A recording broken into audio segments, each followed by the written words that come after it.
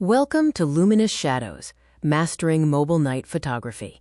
Today, we will explore the magic behind capturing stunning images in the dark using just your phone.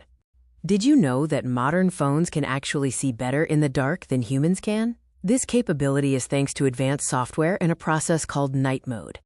Night mode utilizes a 3-second capture window, where the camera captures multiple photos over several seconds, rather than just a single shot. The phone's software then blends these dark frames into one bright, clear, and detailed image, greatly reducing noise and enhancing light. A critical requirement for night mode to work effectively is keeping the phone perfectly still during the capture window. Any movement will blur the final image. If you don't have a tripod, you can lean your phone against a stable object, like a wall, to secure the shot and ensure maximum stillness. Night mode differs significantly from traditional flash. It uses computational blending and multi-second sequencing for even background light, unlike the artificial burst of a flash, which can result in blown-out foregrounds.